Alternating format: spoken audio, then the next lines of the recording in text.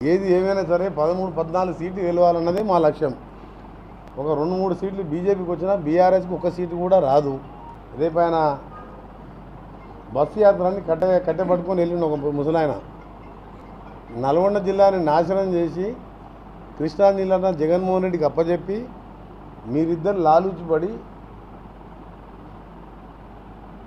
Rayalaseema lift irrigation కానీ, Muchumarri lift irrigation కానీ, పోతిరెడ్డిపాడు 80,000 క్యూసెక్స్కు తీసుకుపోను, నేను టేల్పాండ్ గోదావరి నీళ్ళు తీసుకొచ్చి సాగర్ నింపుతా అని చెప్పి నీ తెలివి లేని పనికి ఇవాళ మొత్తం నాశనం అయిపోయినా. ఇలా కరువు తీసుకొచ్చిందే నువ్వు మొత్తం దక్షిణ తెలంగాణ. అందుకనే నీకు ఇప్పుడు ఇంతకుముందు చెప్పినాను, మళ్ళీ చెప్పాం. 4 సీట్లు బొట్టిన 2-3 వేలతో గెలిచినాం. అందులో మన జిల్లాకు చెందిన దరిద్రుడు కూడా 3,000-4,000తో గెలిచిండు. 200-300 కోట్లు ఖర్చు పెట్టి ఇవాళ ఏ ముఖం పెట్టుకొని మిర్యాలగూడకు వస్తున్నా అర్థమవుతలేదు. ఆయన ఇక్కడి నుంచే యాత్ర మొదలు పెడతాడు.